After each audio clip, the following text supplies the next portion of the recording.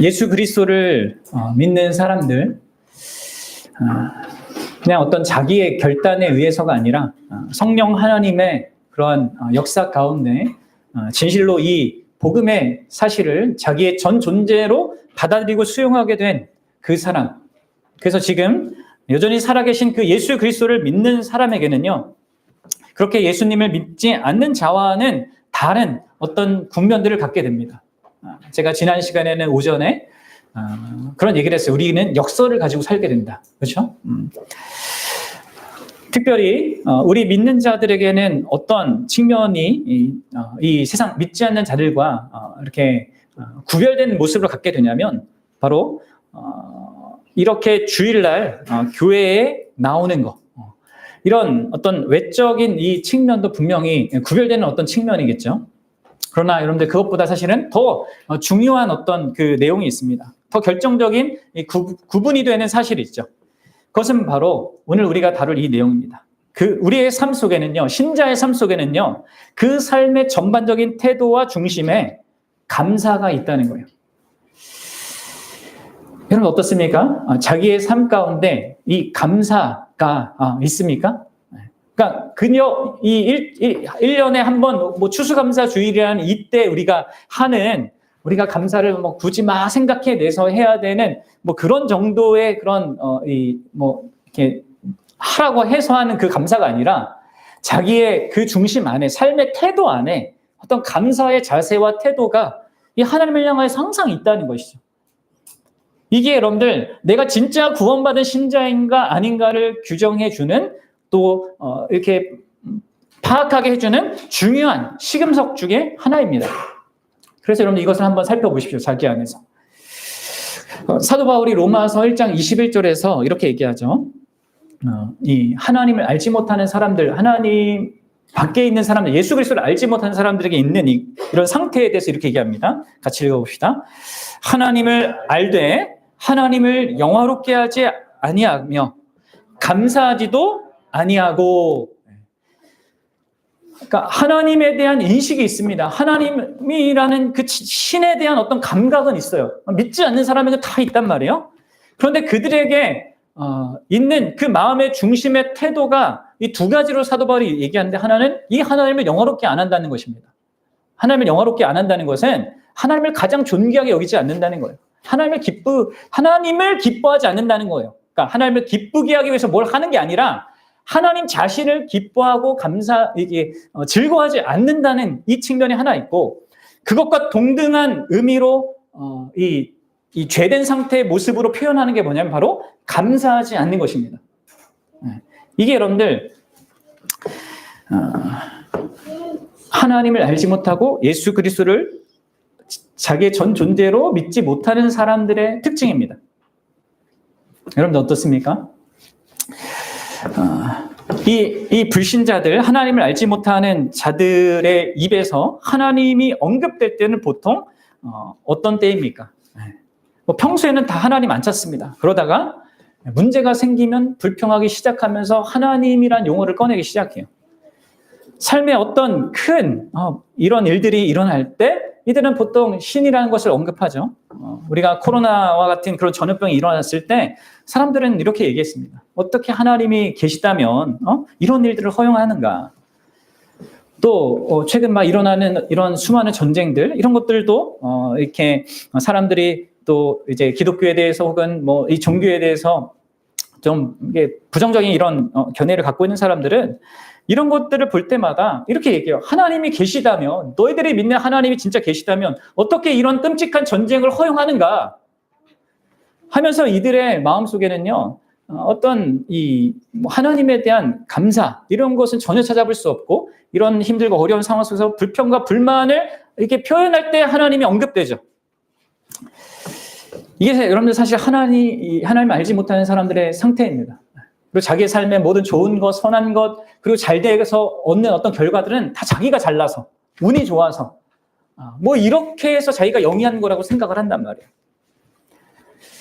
이게 이제 모든 사람들의 상태인데, 이런 조건에 있는 인생에게 성령 하나님께서 능력으로 임하셔서 예수 그리스도의 복음을 찬란하게 비춰주시면 어떻게 됩니까?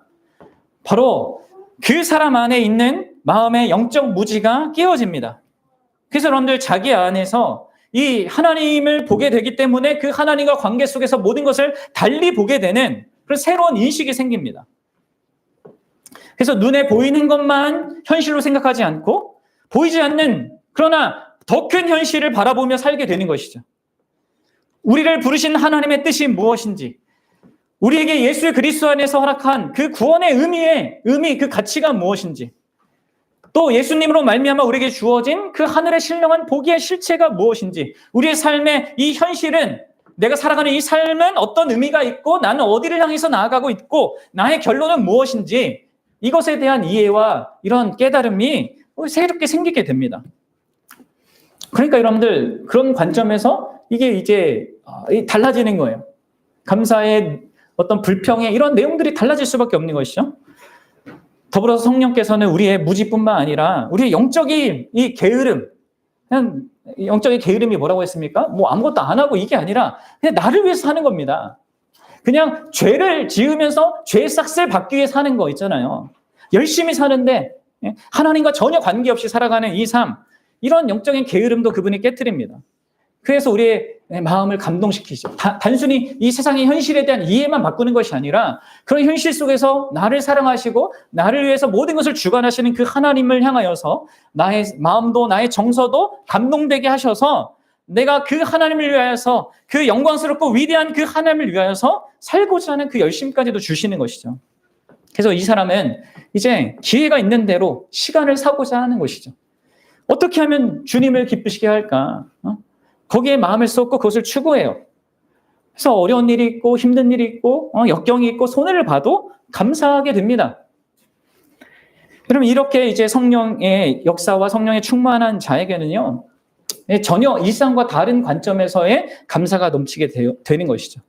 당연하게 여겼던 것이 더 이상 당연하게 보이지 않습니다. 여러분들 어떻습니까? 여러분들은 그러하십니까? 오늘 우리가 함께 읽었던 이 에베소서를 쓰고 있는 저자인 사도 바울은요, 지금 그 사도 바울이 이 감사에 대해서 얘기하고 있고, 앞에서도 얘기하고 있고, 뭐 여러 번 얘기하는데, 이 사도 바울이 이 서신서를 썼을 때 그의 형편은 결코 우리가 생각할 때 인간적으로 평안하거나 외적으로 좋은 그런 조건이 아니었습니다. 그럼 잘 아시죠? 사도 바울은 항상 건강상의 큰 문제를 안고 살았어요. 하나님 앞에 3번이나 간구하면서 자기에게 있는 이 가시와 같은, 사탄의 가시와 같은 그런 질병을 고쳐달라고 하나님께 간구했잖아요. 근데 하나님께서 어떻게 하셨습니까? 내 은혜가 내게 족하다 라고 하면서 거절하셨습니다. 그래서 사도 바울은 이 육신의 가시를 안고 살았어요. 학자들은 이 가시를 이제 주로 이제 간질이라고 얘기하는데, 설교하다가 막 쓰러지는 거죠. 복음 전하다 쓰러지는 겁니다. 이게 복음을 전할 때 이게 얼마나 인간적인 생각에는 방해가 되겠습니까? 하나님을 믿는 사람이. 근데 그런 상태에서 이 사람이 모든 어떤 오늘날처럼 의료적인 혜택을 이렇게 받은 것도 아니고, 거기다가 지금 어떤 상태에서 이 에베소서는 바울이 감옥에 있었을 때예요. 옥중서신으로 알려진 엡빌골몬, 에베소서, 빌립보서, 골로새서, 빌레몬서, 이 서신들 중에 하나란 말이에요. 그래서 에베소서 3장 1절에 보면 이렇게 얘기하죠. 이러므로 그리스도 예수의 일로 너희 이방인을 위하여 갇힌 자 된 나 바울이 말하거니와. 그러니까 지금 바울의 상황은 갇혀 있습니다. 감옥에. 그러니까 사도 바울은 지금 육체적으로나 환경적으로나 전혀 감사할 조건을, 그러니까 우리가 생각하는 그 감사할 조건을 가진 상태가 아니에요. 심지어 이 바울은 예수 그리스도의 이 복음을 전하는 일, 소위 우리가 흔히 얘기하는 주의 일에 힘쓰다가 어떻게 됩니까? 모든 사람들한테 대접받은 것이 아니라 오히려 힘들고 더 어려운 그 상황에 처하게 됐단 말이에요. 그런데도 사도 바울이 뭐라고 얘기하는 거예요? 20절과 같이 범사에, 그러니까 모든 일에 항상 하나님께 감사하라, 이렇게 말하고 있어요. 이게 잘 생각해 보십시오. 엄청난 역설이지 않습니까? 그리고 이것은 바울이 교회에게만 이 에베소 이 교회를 향해서만 요구하고 자기는 하지 못하는 것을 요구하고 있는 그런 상황도 아니에요. 종종 우리 부모들은 그렇잖아요. 네. 자기는 공부도 전혀 해본 적도 없고 하지도 않으면서 아이들한테는 막 공부하라 막 이렇게 한단 말이에요. 자녀가 듣습니까? 안 듣죠. 네? 근데 바울이 그렇게 하는 게 아니에요. 지금 바울은 이 악조건 속에서 여러분들 놀랍게 그리고 크게 기쁨으로 감사하고 있거든요. 사실 우리가 여러분들 에베소서를 읽어보면 사실 1장부터 3장까지가 다 감사예요. 하나님을 향하여서 1장부터 3장의 모든 내용이요 하나님을 향한 감사로 하나님을 찬양하는 내용입니다. 그래서 여러분들의 상태를 한번 살펴보십시오. 그럼 이것은요 사도 바울이 특별해서가 아닙니다. 우리가 사도 바울을 많은 사람들이 막 특별한 어떤 주의 종으로 생각하면서 뭐 이렇게 하는 경우가 있는데 성경에 등장하는 사람은요 위대해서 등장한 사람은 아무도 없습니다. 여러분 잘 아셔야 돼요. 성령 하나님께서 그를 충만하게 하셨기 때문에 지금 사도 바울이 그런 상태에 있는 것입니다. 그리고 사도 바울은 바로 이런 동일한 일이 예수 그리스도를 믿는 너희에게도 가능하다라는 것을 알고 있기 때문에 뭐라고 하는 겁니까? 바로 18절에서 너희도 성령 충만함을 받아라 이렇게 명령하고 있는 거예요. 권하고 있는 것입니다. 그것을 추구하라고. 그럼 19절, 20절을 다시 한번 읽어봅시다. 네. 시작. 시와 찬송과 신령한 노래들로 서로 화답하며 너희 마음으로 주께 노래하며 찬송하며 범사의 우리 주 예수 그리스도의 이름으로 항상 아버지 하나님께 감사하며. 네. 18절에 있죠. 네. 성령 충만함을 받아라 이렇게 말하고 그에 대한 이제 결과로서 이어지는 이런 세 가지의 이 측면이 이제 나타난단 말이에요. 네 가지로도 볼 수 있고 세 가지로 볼 수 있는데 이 사도 바울에게 있는 그 성령 충만함 그것이 사도 바울로 하여금 찬양과 19절에 이 찬양 그렇죠? 이 찬양으로 나타나고 이걸 두 가지로도 볼 수 있는데 그냥 이게 하나로 묶어서 찬양으로 말할 수 있습니다. 찬양이 나타나고 성령 충만한 자에게는 이제 20절이 말하는 감사가 나타난다는 거예요. 그리고 우리가 보지 않았지만 21절에도 이게 서로 복종하는 서로를 위해서 자기를 희생하는 이런 대로 순종으로 나온단 말이에요. 이 성령 충만한 자에게 나타나는 이런 특별한 것이 자기에게 있는지 여러분 보셔야 합니다. 여러분들 오늘 여기서 우리가 확인하게 되는 게 바로 이겁니다. 우리가 첫 번째 생각해 볼 게 이거예요. 나의 영적인 상태가 지금 어떠한가가 바로 여기에 달려있는 겁니다. 내가 지금 성령 충만한 상태를 얼마나 갖고 있는가가 바로 이것으로 확인할 수 있는 것입니다. 나의 삶의 중심에 특별히 하나님과의 그 관계를 영위하는 그 나의 이 신앙의 중심에 찬양과 감사가 얼마나 큰 비중을 차지하는가. 여러분 이걸 보면 나의 지금 상태를 알 수 있는 거예요. 아까도 제가 서론적으로 언급드렸죠. 성령의 도우심 가운데 우리의 지성이 그리고 이해가 열려서 하나님을 보게 되고 그 하나님을 인하여서 나의 마음이 녹아지고 따뜻하게 감동되면 반드시 그 사람에게는 이 찬양과 감사가 나는 이 두 가지 요소가 필연적으로 나타나게 돼 있습니다. 그래서 여러분들은 질문해 보셔야 돼요. 여러분들의 기도에, 여러분들의 묵상에, 그러니까 하나님과 교제하는 그 말씀과 기도하는 그 시간에 찬양과 감사의 요소가 얼마나 되는가? 여러분들이 무릎 꿇고 하나님 앞에 기도할 때 가장 많이 하는 게 뭔가를 보셔야 됩니다. 얼마나 여러분들이 하나님께 감사를 표현하고 그분을 찬양합니까? 찬양과 감사의 시간이 몇 %나 되는 것 같습니까? 아니면 여러분들이 하나님 앞에 간구하고 하나님 앞에 나아가서 뭔가 이렇게 하는데 거기에 오직 간구만 있습니까? 나의 필요를 구하는 그런 간구의 기도만 있습니까? 이게 여러분들 결국 우리가 얼마나 이 성령으로 충만한가를 살펴보는 진짜 중요한 지표가 되는 거예요.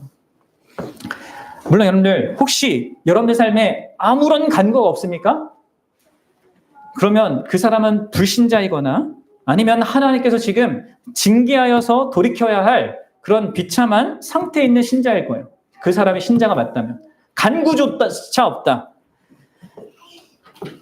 그러면 이제 크게 심각한 거죠. 그래도 여러분들 간구하는 자는 영적인 생명이 그래도 있긴 있는 겁니다. 그게 힘을 쓰지는 못하고 있는, 간신히 그냥 비틀거리며 살아있는 정도이긴 하더라도 있는 거예요. 근데 그러면 이렇게 영적인 이 상태가 빈약하고 또 이러한 비틀거리는 이 영적 상태에 있는 사람에게는요, 간구밖에 없어요. 나의 필요에 대한 간구밖에 없습니다. 그게 여러분들 그렇게 좋은 상태가 아닌 거죠. 그리고 왜 그렇게 되겠습니까? 그것은 바로 지금 그의 눈이 이게 어두워져 있기 때문이에요. 지난 시간에 말씀드렸다시피 영적 무지에 의하여서 보지 못하는 겁니다. 하나님을 보지 못하는 겁니다. 그냥 눈에 보이고 감각하는 걸 전부로 여기고 내가 당면하는 이 그냥 어떤 현실, 그것만이 현실이라고 생각하면서, 그리고 그 사람은 또한 영적 게으름에 있는 상태죠. 근데 자기밖에 모릅니다. 하나님께 마음이 없는 거죠. 하나님을 향한 그 열심이 없습니다. 그냥 시간을 헛되이 낭비하면서 썩어지고 사라질 무엇을 위해 살면서 그 아무것도 아닌 것 때문에 막 힘들어하고 어려워하는 그런 상태에 있는, 그러니까 그가 간구하는 건 다 그런 것에 관련된 것밖에 없어요. 결국 이 땅에서 잘 먹고 잘 살고 어떻게 하면 좋은 어떤 환경과 여건을 갖느냐, 그런 것밖에 구하지 못하는 겁니다. 그리고 바로 그런 상태에 있는 사람들은요, 영적인 교만한 상태에 있는 사람들입니다. 그래서 자기는 마땅히 그냥 어떤 좋은 삶을 누려야 된다고 그냥 단정 짓고, 그리고 하나님 나를 잘 이렇게 축복해 주셔야 된다고 그냥 생각합니다. 자기가 원하지 않는 일들은 일어나면 안 되고, 내가 원하는 일은 반드시 되어져야 하고, 그러니까 모든 삶의 현실의 그 중심을 자기 중심적으로 생각합니다. 자기 가정이 좋고 아이들이 잘 되고 남편이 잘 되고 아내가 잘 되는 것도 사실은 진짜 이 가족을 위한 것이 아니라 사실 자기 편하라고, 그것밖에 없어요. 그러면 이렇게 자기만 생각하는 사람, 자기로 가득한 사람, 자기 의하에서 자기 삶의 그 모든 것들을 판단하고 바라는 이 사람은요, 기도할 때 간구할 것밖에 없어요. 필요한 거 달라고 할 것밖에 없다는 것이죠. 그리고 심지어 이런 사람들은요, 자기가 많이 간구한 것 그 사실조차도 자기의 자랑으로 삼아요. 나는 이렇게 기도 많이 하는 사람이야. 여러분들, 이게 얼마나 크게 이 성령 충만한 상태로부터 멀어져 있고, 심지어 그것은 불신자와 거의 방불한 상태에 있는 거예요.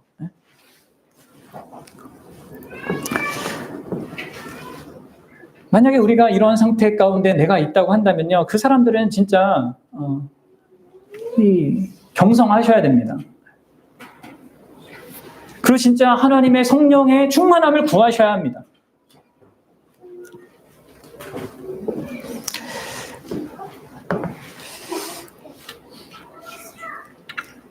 그리고 이런 조건에 있는 사람들은 또 이렇게까지도 합니다.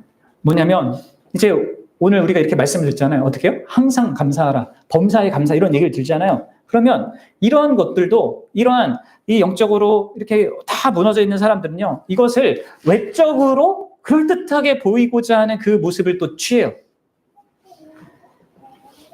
자기가 항상 감사하고 범사에 감사하는 그 사람이라는 것을 드러내기 위하여서 감사하는 척을 합니다. 자기 안에 진정한 감사의 내용과 근거와 기반이 없으면서도 그렇게 감사하는 것이 좋은 기독교인이라고 말하니까, 그런 상태가 영적으로 좋은 상태라고 얘기하니까 그렇게 막 해보려고 하는 거죠.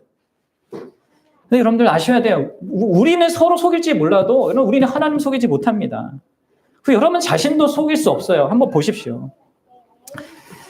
여러분 진짜 여기서 얘기하는, 사도 바울이 얘기하는 이 감사는요, 정말 그가 처한 상황 속에서도 그렇게 말할 수 있고 요구할 수도 있고 자기가 느낄 수도 있고 경험할 수 있는, 그리고 그 견고한 기반과 근거를 가진 진짜 감사입니다. 그래서 여러분들에게 이게 있는지 보셔야 된단 말이에요. 진짜 내가 어떤 감사를 말로 표현해도 다 할 수 없을 것 같은 그런 감사가 내 안에 있는가, 그리고 그것도 명확한 이유와 근거를 가지고 그렇게 할 수 있는가라는 것을 우리가 살펴봐야 합니다. 생각해 봐야 합니다. 사도 바울은 특별히 이 5장 20절에서 우리가 진짜 감사해야 될 두 가지의 명확한 그 감사의 근거를 얘기해요.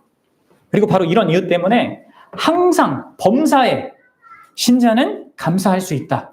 그리고 자기가 감사하는 이유이기도 하고 이 너희들이 감사할 수 있는 이유로서 이 두 가지를 얘기하거든요. 여러분 한번 보십시오. 나에겐 이 두 가지의 명확한 사실 때문에 이런 감사가 있는지, 혹시 내가 감사하지 못하는 것은 이 두 가지의 명확한 이 근거를 눈을 가리고 있어서 보지 못해서 그런 건 아닌지를 한번 보십시오.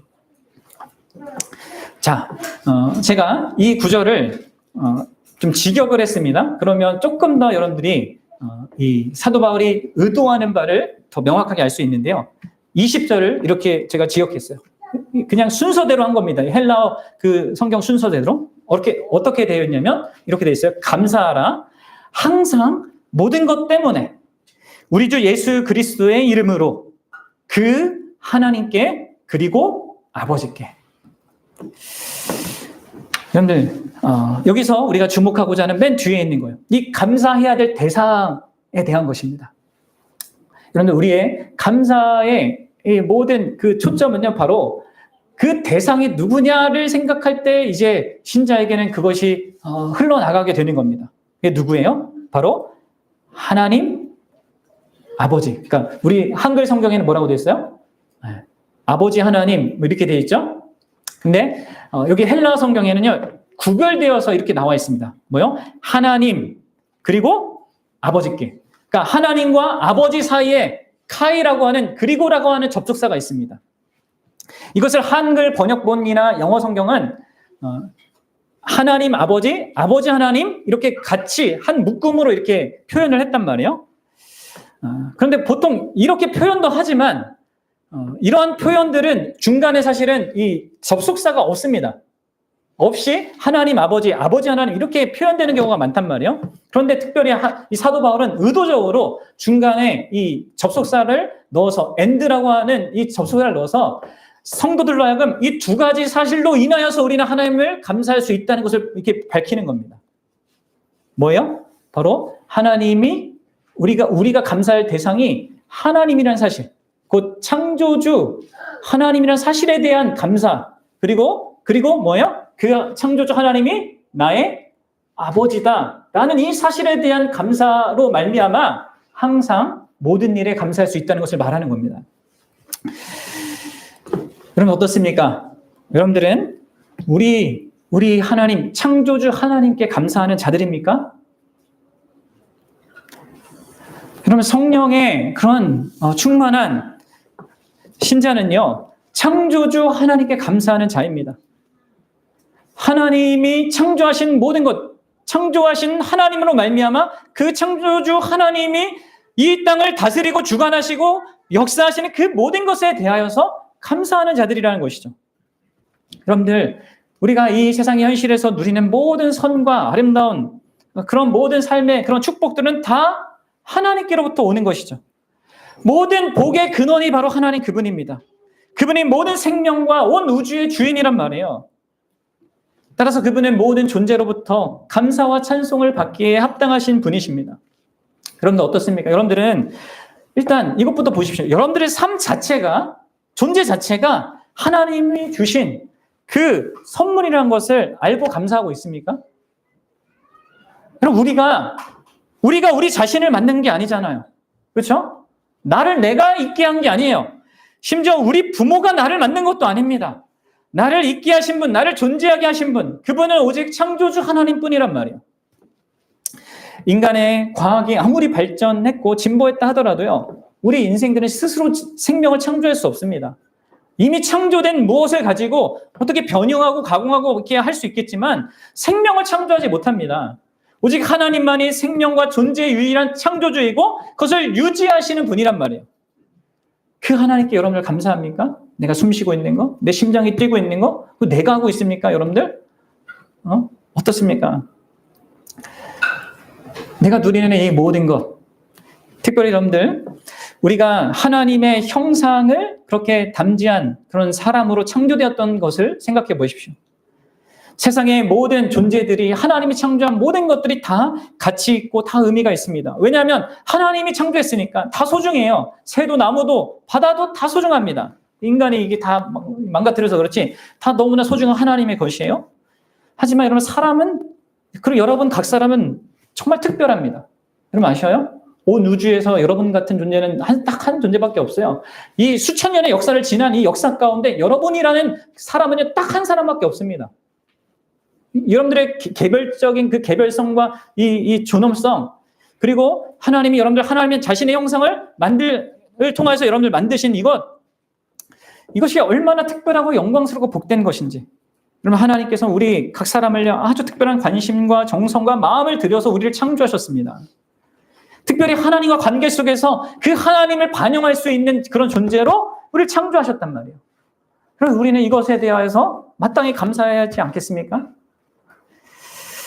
또한 창조주 하나님께서는 우리가 인간으로 살아갈 수 있도록 온갖 좋은 것들을 마련해 주셨습니다.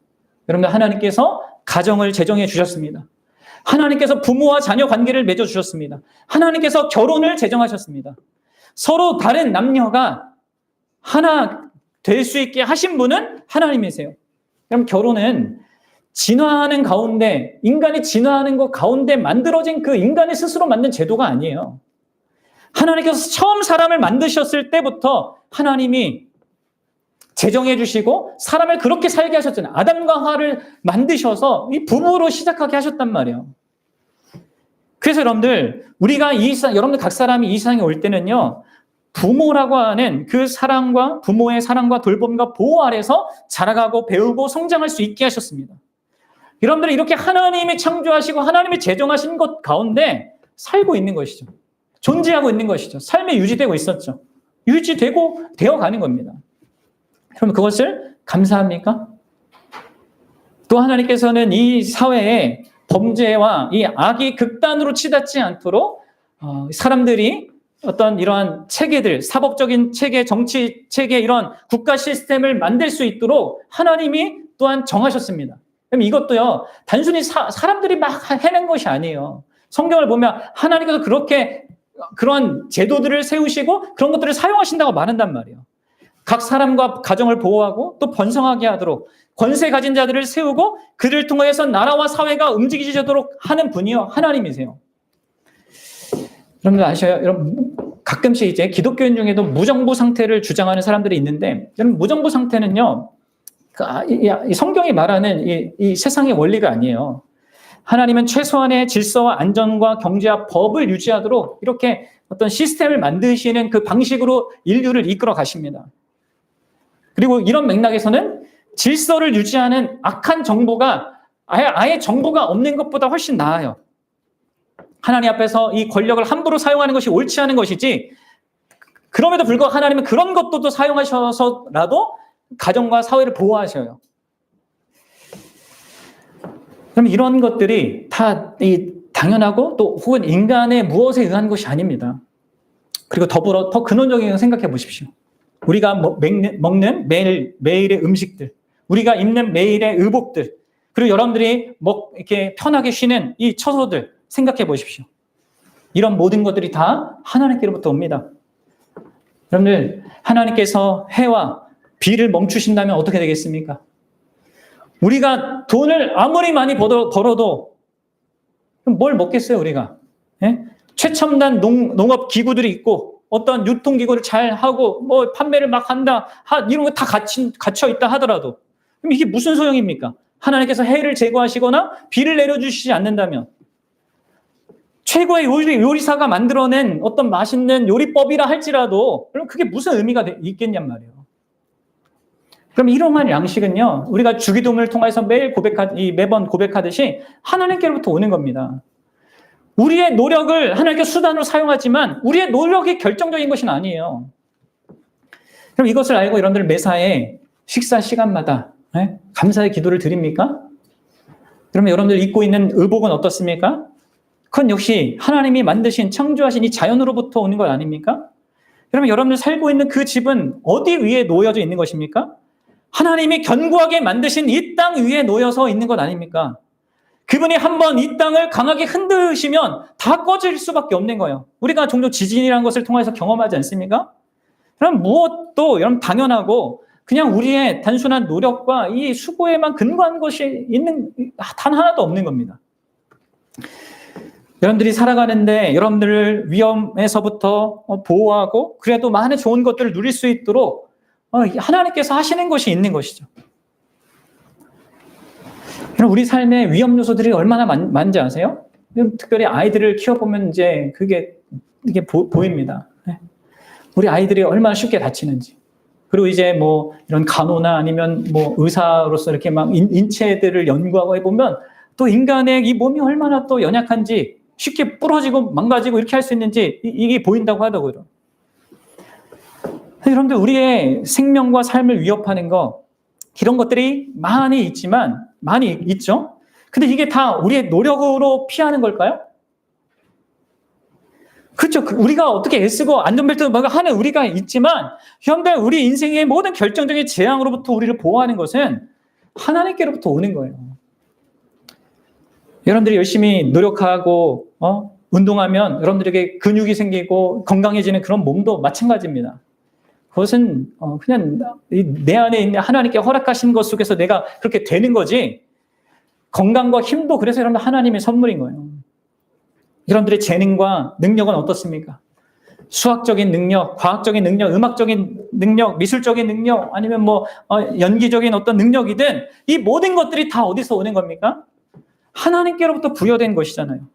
노력해서 되는 거지만 노력해서 뭐 어느 정도 되는 것도 있지만 또 타고난 것도 있잖아요. 어떻게 또 노력한 사람이 극복할 수 없는 타고난 어떤 것들을 또 갖고 있습니다. 각 사람마다. 이게 누가 창조한 겁니까? 자기가 만들었을까요? 창조했을까요? 아니에요. 뭐 이런 나의 능력과 이런 재능을 갈고 닦아서 다른 사람에게 내보일 정도로 어떻게 내가 할 수는 있겠지만 그 능력 자체가 자신 안에 없었다라면 그렇게 할 수 없습니다. 그래서 여러분들 이런 부분에 있을 때 이런 부분에 대한 감사가 우리에게 있는지 보셔야 됩니다. 그리고 여러분들 이런 부분에 대한 감사가 사실 없기 때문에 우리 삶에 그렇게 문제가 많은 거예요. 인간관계 문제가 다 여기서부터 사실 오거든요. 뭡니까? 바로 자기의 재능과 능력과 이런 모든 것에 대해서 우리는 다 교만하게 생각해요. 자만하게 생각합니다. 또 나보다 나은 재능을 가진 사람들, 좋은 조건을 가진 사람들에 대해서 질투하고 그렇지 못한 사람을 무시합니다. 이게 이런 모든 혼란과 이 문제들은 다 이런 모든 것들이 다 하나님께로부터 온 것이고 그것이 주어진 이유는 나를 위해서 주어진 것이 아니라 서로를 사랑하고 섬기라고 하나님께서 허락하신 것을 알지 못하기 때문에 그렇단 말이에요. 그런데 이러한 창조주 하나님을 감사합니까? 특히 여러분들 이 창조주 하나님이 우리를 수많은 인생들을 오래 참으시는 것을 여러분들 감사합니까? 여러분들 이거를 잘 생각해 봐야 돼요. 이 세상의 사람들은 앞서서도 제가 서론에 말씀드렸다시피 안 좋은 일이 생기면 하나님을 비방합니다. 하나님이 계시다면 어떻게 이런 일이 일어날 수 있을까? 어떻게 이런 일을 허용할 수 있을까? 그 여러분들 달리 생각해 봐야 합니다. 오히려 우리는 어떻게 달리 생각해야 되냐면 이렇게 생각해야 돼요. 하나님이 진짜 죄가 없으시고 반드시 죄를 심판하시는 그런 분인데 그런데 그런 하나님이 어떻게 이 죄인들을 참아주시지? 그럼 이렇게 생각해야 되는 거 아니겠습니까? 어떻게 죄라고는 그 그림자도 없으신 분이 어떻게 이렇게 죄 많은 인간들을 그대로 놔두시는 것이 가능한가? 어떻게 우리를 멸하지 않고 참으시는 것이 가능한가? 그럼 이거를 생각해 봐야 돼요. 특별히 신자라면 그래야 됩니다. 우리는 하나님의, 이 창조주 하나님의 놀라운 인내에 대해서 감사해야 돼요. 그분의 자비하심, 우리가 마땅히 받아야 될 그 벌을 내리지 않으시는 그거에 대해서 여러분들 감사해야 됩니다.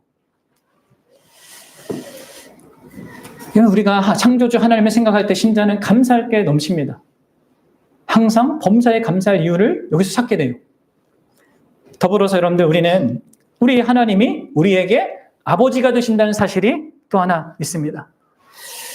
우리는 창조주 하나님이신 그 하나님의 창조주 되심을 감사해야 될 뿐만 아니라 예수 그리스도 안에서 우리에게 하늘 아버지가 되어주신 이 사실에 대해서 감사해야 됩니다.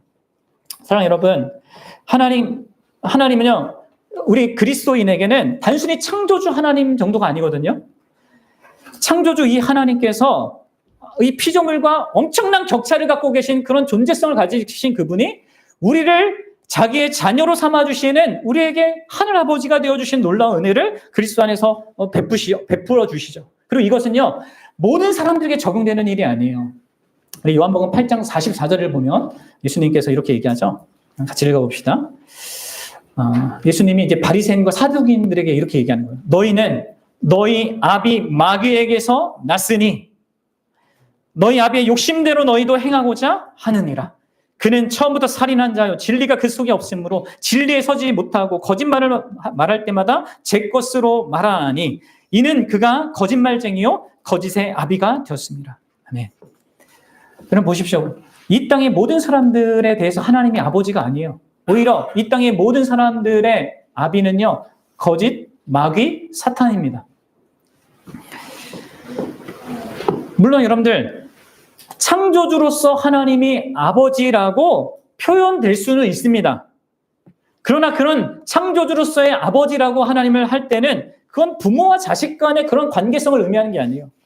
그런데 여기서 예수 그리스도로 말미암아 하나님을 아버지라 부르는 것은요, 부모와 자식 간의 관계성, 아니 사실 그것보다도 그것을 더 깊이, 더 초월한 어떤 그런 관계성을 의미합니다.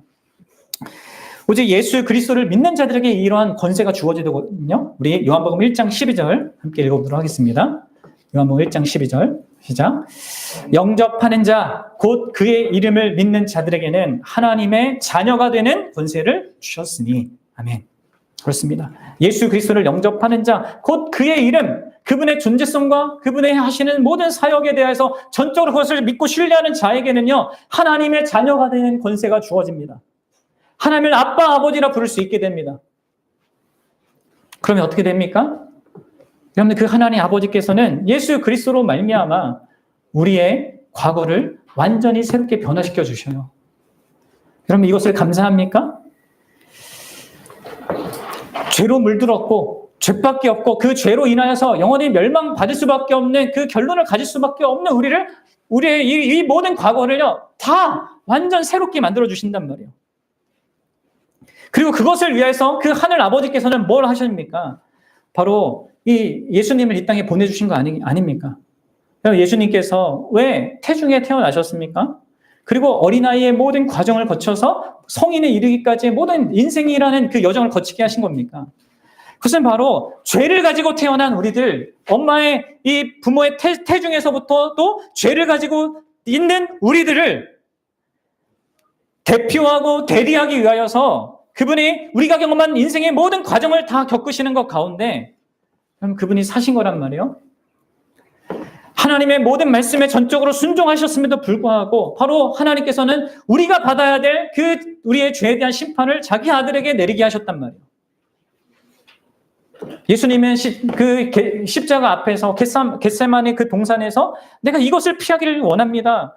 이 끔찍한 건 내가 두려운데 하나님 이것을 피하게 해주십시오. 그러나 내 뜻대로 하지 말고 아버지 뜻대로 해주십시오.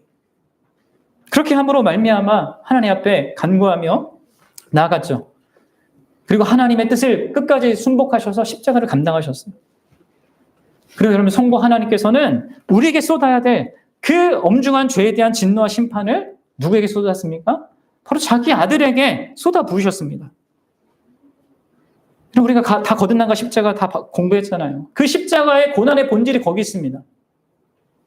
그냥 뭐 육체적으로 힘든 거, 사람들이 조롱하는 이게 아니에요. 하나님이 죄인에게 쏟아야 될 영원한 지옥의 심판을 그 순간에 이 역사의 한 시점에 하나님이 쏟아 부으신 거란 말이에요. 그렇게 함으로써 하나님이 뭘 만드십니까? 바로 죄인인 우리를 공의롭게 용서할 수 있는 길을 마련하시는 겁니다. 그냥 용서해 줄 게가 아니에요. 그 죄에 대한 대가를 해결하시고 공의롭게 우리를 용서할 수 있는 길을 마련해 주는 거예요. 그래서 두껍게 가득한 구름과 같이 많은 우리의 죄를 그분께서 날려버리시는 것이죠. 우리의 죄를 동이서에서 먼 것 같이 멀리하게 하시는 것입니다. 뿐만 아니라 우리는 예수 그리스도께서 완전히 사셔서 얻으신 그 의로움을 또한 하나님의 은혜로 전가받아요. 우리의 죄는 예수님께 전가되고 예수님의 의로움은 우리에게 전가됩니다. 누가 하는 겁니까? 성령을 통해서 하나님 아버지께서 그렇게 해주시는 겁니다. 그래서 여러분들 예수 그리스도를 믿는 자들은요, 단순히 죄 용서함 받은 자로 살아가는 자들이 아니에요. 예수님을 믿음으로 말미암아 우리는요, 여러분들 예수님처럼 완전한 자로 살아가게 됩니다. 그러니까 내가 완전하게 완벽하다는 그런 얘기가 아니라 완전히 하나님의 말씀에 순종한 자라는 자격을 받아요. 의롭다, 칭함을 받습니다. 칭이라고 하는데 이것은 여러분들 우리가 죄 용서를 받은 정도뿐만 아니라 하나님의 모든 계명을 다 지킨 자라 여긴 받는다는 의미예요. 내가 칭의를 받는다는 것이. 여러분들 이것을 명확하게 아셔야 돼요. 여러분 우리는 사랑받기 위해서 혹은 축복받기 위해서 의롭게 되기 위하여서 열심히 하고 또 나 자신을 살피는 게 아니에요. 신자는. 우리는요, 완전한 용서를 받았고 의롭게 되었고 완전한 사랑을 받기 때문에 완전한 축복을 이미 받았기 때문에 신앙생활을 열심히 하는 거고 내가 잘못된 길을 가고 있지 않은가를 돌아보는 겁니다. 나에게 그런 은혜를 베푸신 하나님의 마음을 아프게 하는 건 아닌가 하는 의미로. 그럼 이거를 잘 구분하셔야 됩니다. 더불어서 여러분들 예수님과 연합된 이러한 예수님을 믿어서 예수님과 연합된 이 관계 속에서 우리는 또한 현재를 살아갑니다.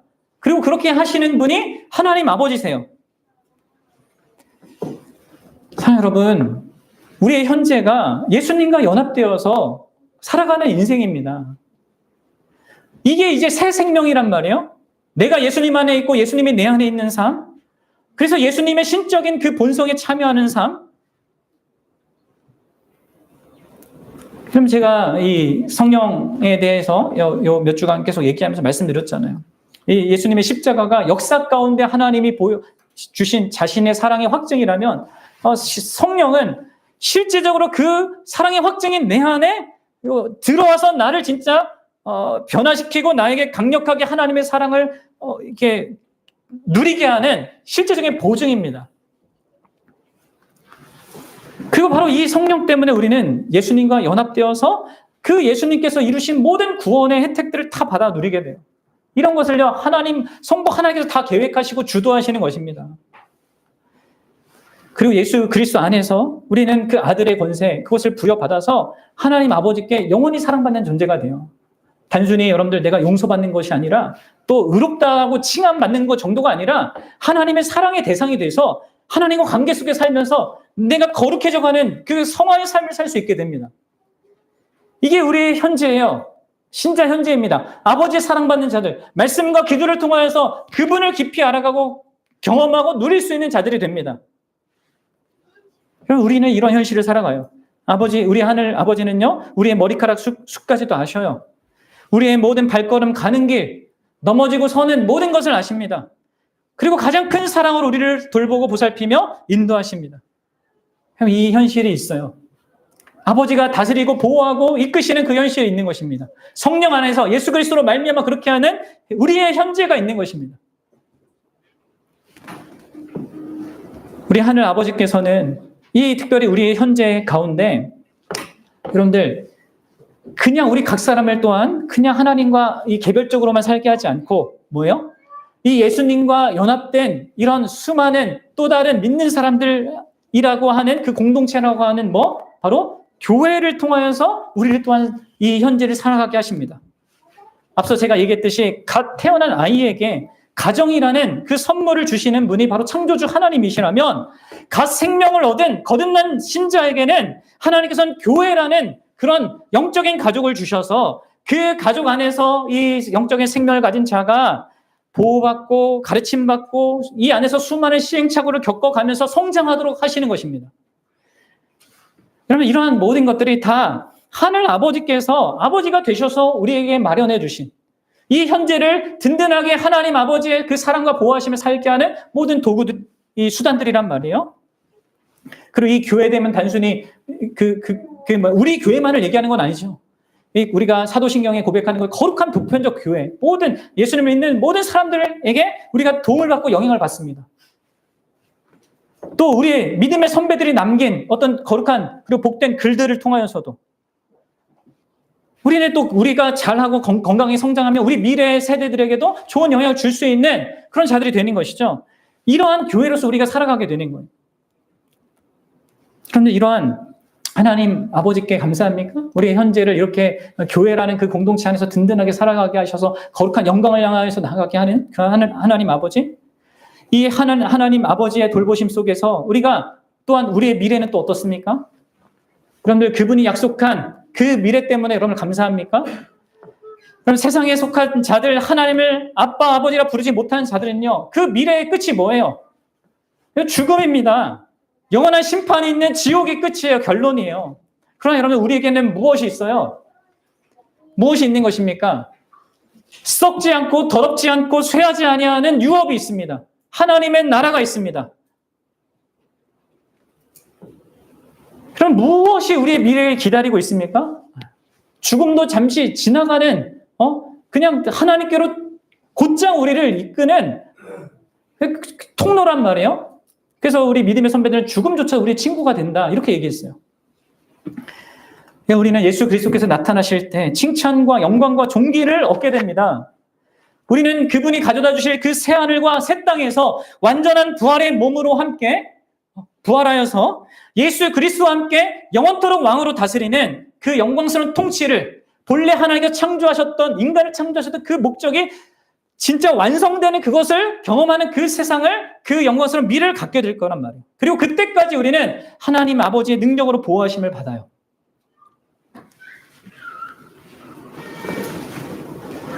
자, 여러분, 이것의 약속을 한번 보십시오. 우리 베드로전서 1장 3절부터 7절까지 한번 읽어봅시다. 이게 제가 그냥 하는 얘기가 아니라 하나님이 이렇게 예수님 안에서 약속하는 거예요. 같이 읽어봅시다. 시작. 우리 주 예수 그리스도의 아버지 하나님을 찬송하리로다. 그의 많으신 긍휼대로 예수 그리스도를 죽은 자 가운데서 부활하게 하심으로 말미암아 우리를 거듭나게 하사 산 소망이 있게 하시고 썩지 않고 더럽지 않고 쇠하지 아니하는 유업을 있게 하시나니 곧 너희를 위하여 하늘에 간직하신 것이라. 너희는 말세에 나타내기로 예비하신 구원을 얻기 위하여 믿음으로 말미암아 하나님의 능력으로 보호하심을 받았느니라. 그러므로 너희가 이제 여러 가지 시험으로 말미암아 잠깐 근심하게 되지 않을 수 없으나 오히려 크게 기뻐하는도다. 너희 믿음의 확실함은 불로 연단하여도 없어질 금보다 더 귀하여 예수 그리스도께서 나타나실 때에 칭찬과 영광과 존귀를 얻게 할 것이니라. 아멘. 사랑하는 여러분, 결론을 맺겠습니다. 바로 우리는 우리 주 예수 그리스도 안에서 우리를 구원하신 이 하나님께서 진짜 여러분들 우리에게 우리의 과거, 현재, 우리의 미래 모든 이 전부를 보장해 주시고 변화시켜 주시고 놀랍게 축복해 주시는 그러한 하나님을 우리의 아버지로 알고 또 믿고 신뢰하며 살아가는 자들이에요. 또 그분이요 창조주로서 통치자로서 이 온 우주를 주관하시는 그런 분 가운데 있습니다. 그래서 여러분들 우리는 바로 이러한 사실 때문에 이게 항상 그리고 모든 일에 감사할 수가 있는 거예요. 여러분들이 그리스도인이 맞다면, 기독교인이 진짜 맞다면, 그러면 하나님의 창조주 되심은요, 그리고 하나님의 아버지 그 되심은요, 결코 변하지 않습니다. 항상 이 사실은 참입니다. 내 기분이 어떻든, 내 삶에 무슨 일이 일어나든, 내가 기독교인인 이상, 그리스도인인 이상, 이 모든 사실, 하나님이 창조주라는 사실, 하나님이 아버지라는 사실, 그분이 나에게 이루어주신 그 모든 사실은 결코 변함이 없어요. 늘 변함없이 참입니다. 진실입니다. 견고한 사실입니다. 영원한 사실입니다. 그래서 여러분들, 이 사람들은요, 항상 모든 일에 감사할 수밖에 없는 겁니다. 물론 여기서 모든 일이란 것은, 모든 것이라는 것은요, 여러분 잘 이해하셔야 됩니다. 우리는 세상에 존재하는 악과, 죄, 그리고 비참한 것들 그 자체에 대해서 감사하지 않습니다.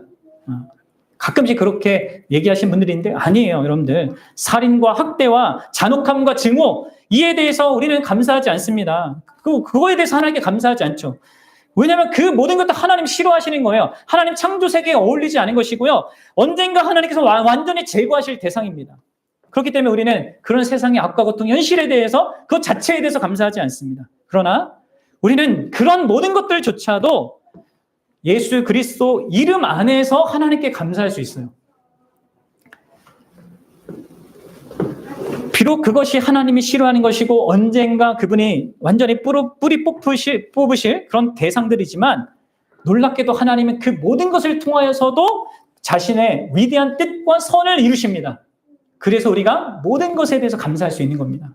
로마서 8장 28장 이 말씀 보십시오. 우리가 알거니와 사랑하는 하나님을 사랑하는 자, 곧 그의 뜻대로 부르심을 입은 자들에게는 모든 것이 합력하여 선을 이루느니라. 아멘. 사랑하는 여러분, 그렇습니다.